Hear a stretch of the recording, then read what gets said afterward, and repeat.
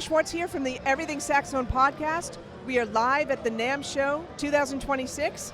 I am at the Cannonball Instruments booth with Randal Clark. Randal was a guest on our podcast previously, and I've been looking at the ads for Cannonball Instruments, and they've come up with some beautiful horns that we're definitely talking about. So glad to have you back on, Randal. Oh, thanks. I'm glad to be here. Awesome. We're right in front of this beautiful blue. This is stunning to me. Yeah, well, blue is a really difficult color to make because, and like in the past, you know, some blue horns, they come off a little cheesy, and it's actually very difficult to photograph this and get the sense of it. You kind of have to see it in person. But this is a deep black blue that is rich and dynamic, and that's the thing with our horns, is we always want to make sure when we do something that it looks extremely, extremely rich and beautiful, right? Not cheesy in any way. So that's what makes blue tough. Blue has a tendency to maybe look a little cheesy sometimes. So we spent actually 4 years getting this color right for us. Wow. So that, you know, so that we loved it. But this is our 30th anniversary model, so that's why we're doing this. This may or may not be something we continue to do for a long time. Right now, this is just a limited edition. And so, but this is beautiful. It has what we call a galaxy engraving. If you, we have a whole wing of our facility with just hand engravers that do this stuff all day long. And this is a new engraving we have called the Galaxy. And so this is on our 30th anniversary model, which is we call the Black Sapphire. And then, of course, these special stones that we put on it, they're very beautiful. But the essence of this horn, it's just a big bell. So it really is just like all of our other big bell horns. So really the only thing that's different is how we've dressed it up with the color and the stones and the engraving. But it's something special for our 30th anniversary, so, you know. No, yeah. It's beautiful, and we were talking for a second before we came on over here. How does the blue lacquer, how does it affect the tone? I know you said it's very little bit, but so how does it affect the tone? Lacquer will affect the sound a little bit differently than like nickel, but when you're talking about how would a blue lacquer sound different from like our black ruby lacquer or our we call our rich gold lacquer, there's not going to be a lot of difference, and someone may argue there is no difference. Okay.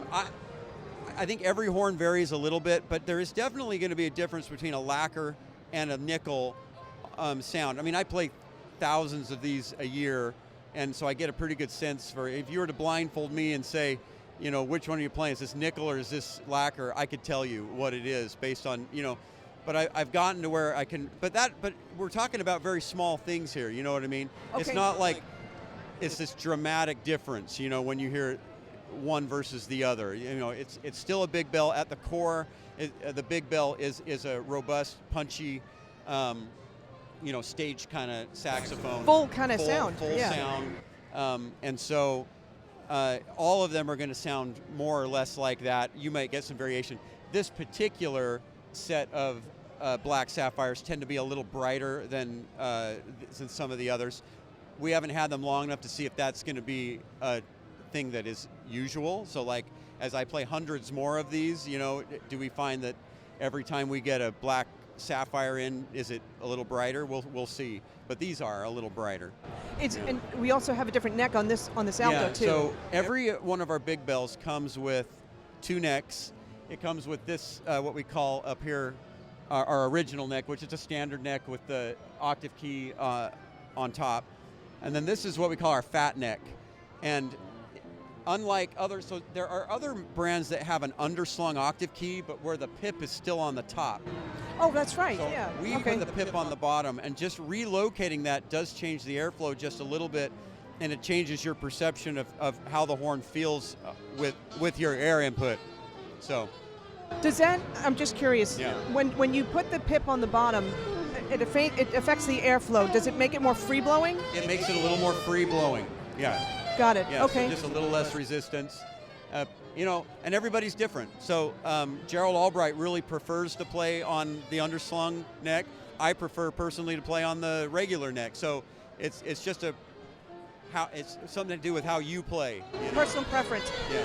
I'm curious also with the guys. Sorry, it's so loud. People are trying out the horns. It's so hard to hear. Okay, with the lacquer, it doesn't affect though the free blowingness of the horn.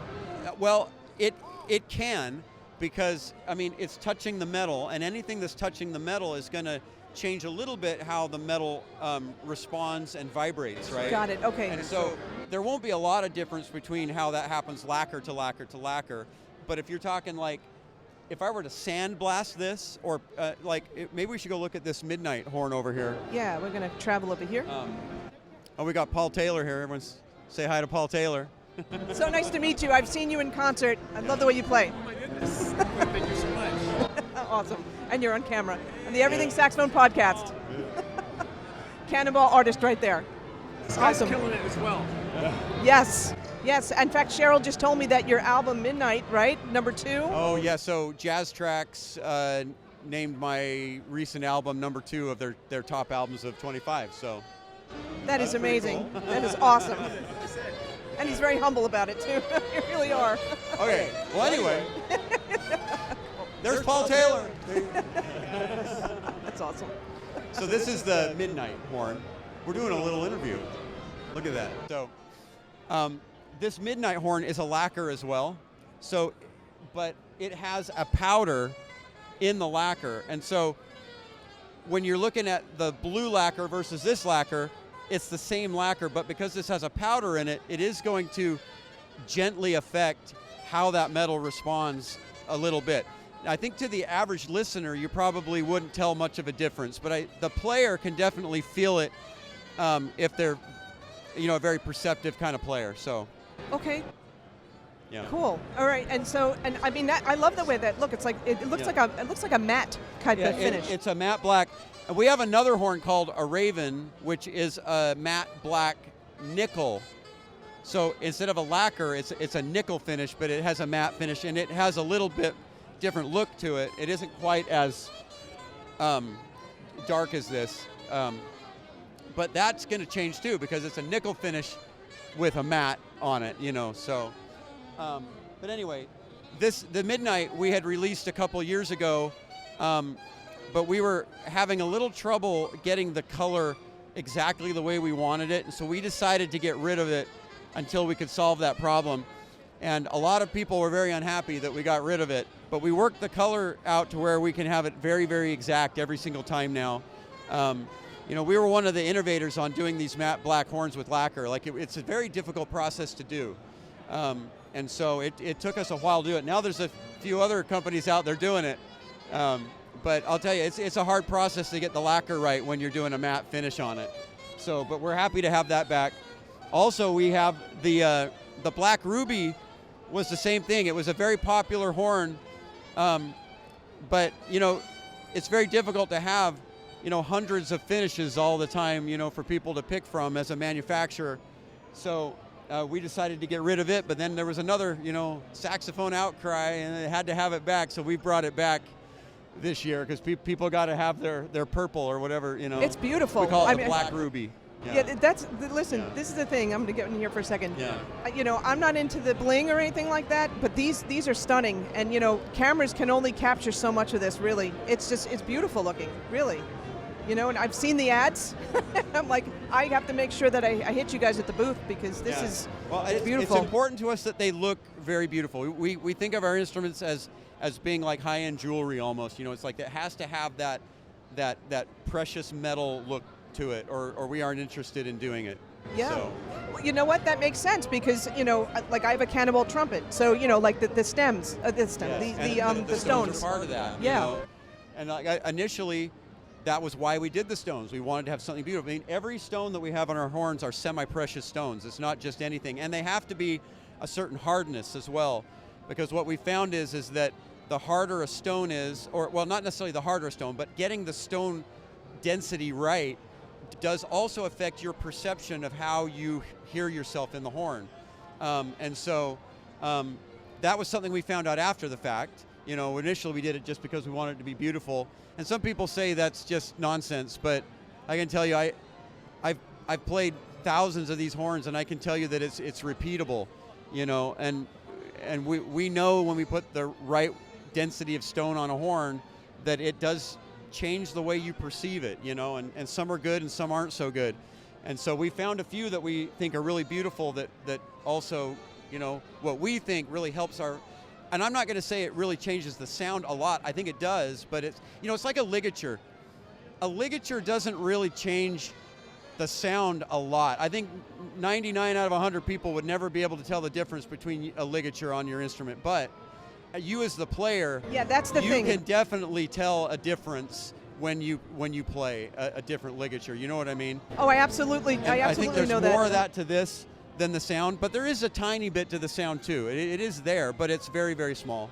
I agree with you. I think a lot of it has to do with the player's perception. You know, it really does, because I know the other day I changed out a ligature that I play the Robner ligatures, and so I changed from the platinum gold to like their star, and it totally changed the way that mouthpiece played for me, the way it felt for me. Right. You know, so that's the most important thing. As long as people, when you're playing, you want that certain sense of free blowingness, and you want the horn to respond to you. Yeah. And that's the whole thing. And having those stones in there. Right. Well, and if you feel, I truly believe this, if you feel like you're a better player because of what you're hearing and what you're sensing, I think you are a better player. You become a better player because things just work more naturally for you. It's a true thing. No, it's for sure, absolutely. Well, listen, thank you so much for your time. It's starting to get even more noisy here. Yeah. So, I thank you, and congratulations on the album. Thank you. I love the way you play, and I'm so glad we had you on the podcast before. Thanks for taking the time also as well. You're welcome. Cool, awesome, thanks.